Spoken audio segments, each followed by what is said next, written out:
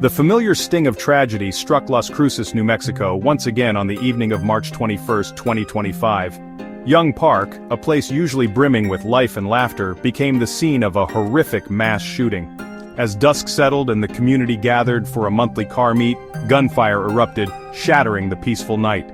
3 young lives were cut short, 14 others left injured, some critically. The Las Cruces Police Department, with assistance from state and federal agencies, launched a full-scale investigation. As of this morning, no arrests have been made, leaving the community grappling with fear, grief, and a chilling sense of déjà vu. The monthly car meet at Young Park was supposed to be a celebration of shared passions. Car enthusiasts from across the region gathered to admire modified vehicles and enjoy the warm spring air. Around 10 p.m., as the crowd swelled to nearly 200 people, a fight broke out near the park's pavilion. Witnesses described a chaotic scene as the altercation escalated. Suddenly, gunshots rang out, sending shockwaves through the crowd. Panicked screams filled the air as people scrambled for cover, hiding behind cars and racing for the exits.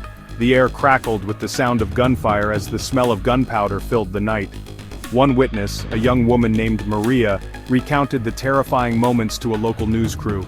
"It all happened so fast," she said, her voice trembling.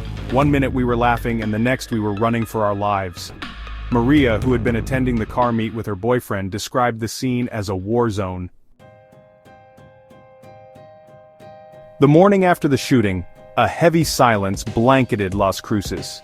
The usually bustling streets were eerily quiet, as if the city itself was mourning. The community reeled from the shock and horror of the previous night's events. People gathered in small groups, sharing their disbelief and sorrow, trying to make sense of the senseless. Local leaders expressed their grief and outrage, offering condolences to the victims' families and calling for swift justice. Their voices trembled with emotion, reflecting the collective pain of the community. "This is a dark day for our city," said a visibly shaken Mayor Pro Tem Johanna Bencomo in an emotional Instagram post. Her words resonated deeply, capturing the heartbreak felt by many. "We cannot allow this senseless violence to become commonplace." Community members held hands in solidarity, their faces etched with determination and sorrow. State Representative Nicole Chavez echoed the mayor's sentiments, urging the community to come together in support of the victims and their families. She emphasized the importance of unity in the face of such adversity. "Our hearts break for those whose lives have been forever changed by this tragedy," she said in a statement released to the press. The grief was palpable, as families clung to each other for support. "We must stand united against this epidemic of gun violence that continues to plague our nation." The candlelight vigil saw a large turnout, with people holding signs and chanting for change.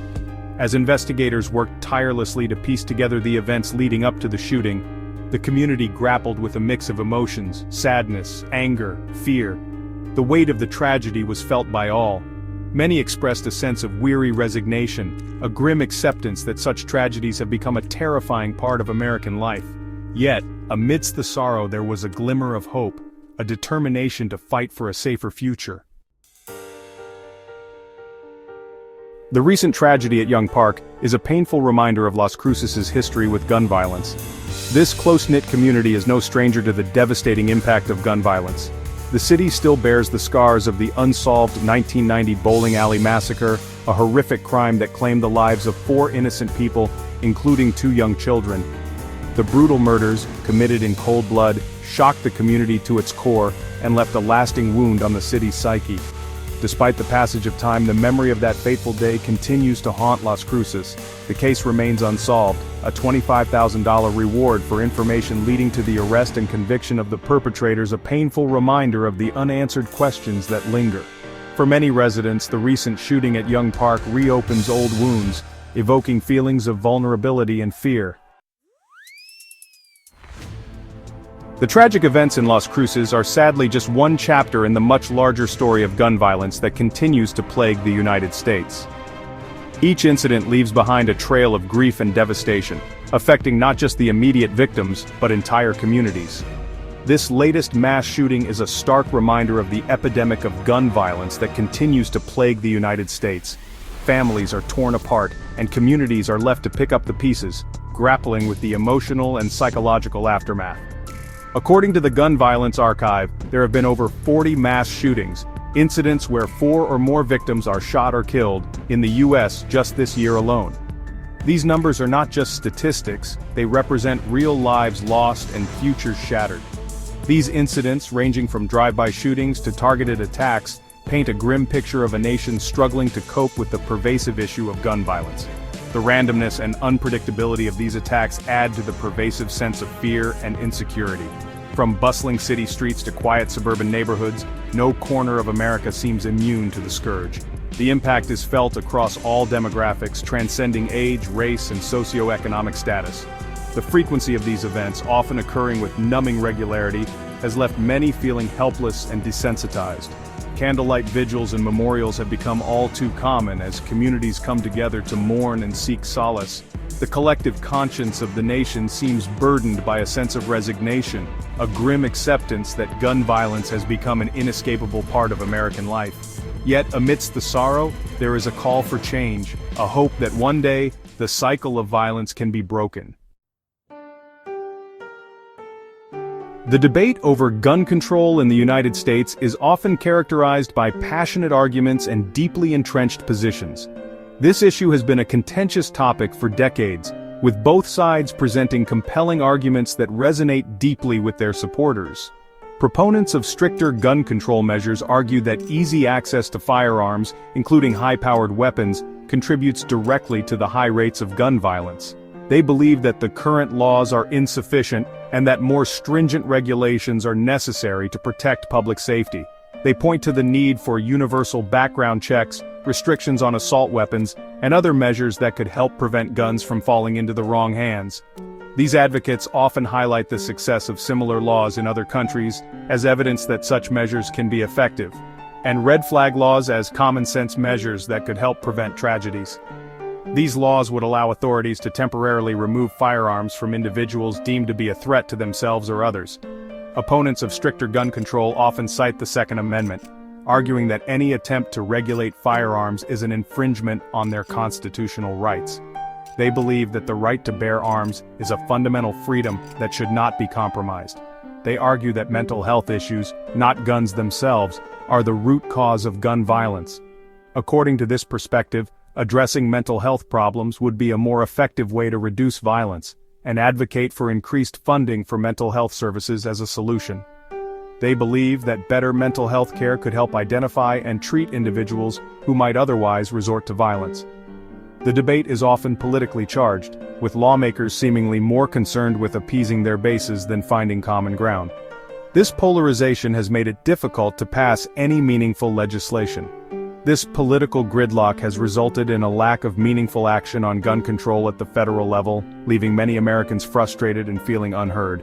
The inability to reach a consensus has only deepened the divide between opposing sides, leaving many Americans frustrated and feeling unheard.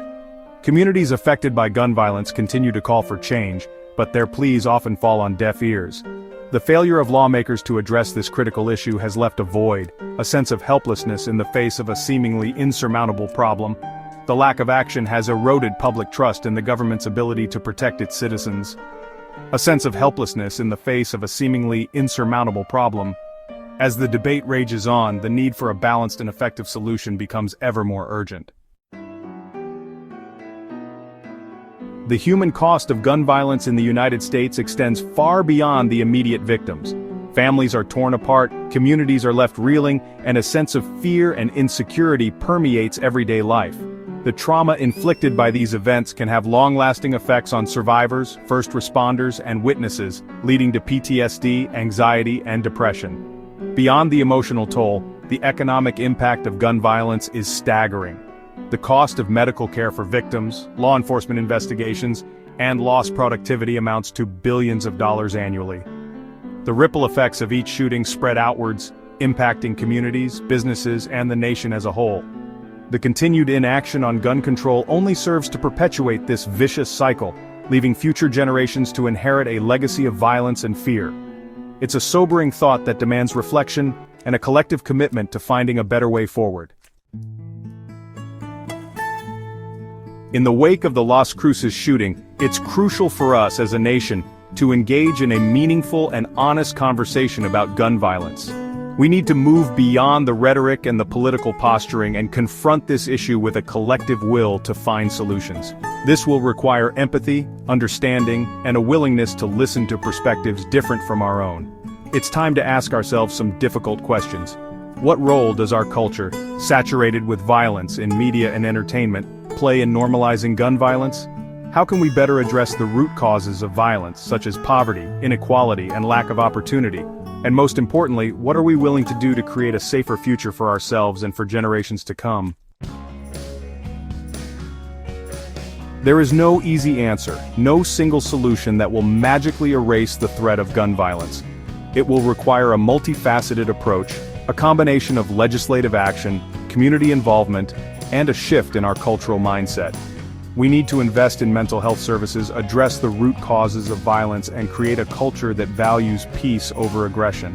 This will require compromise, collaboration, and a shared commitment to the common good.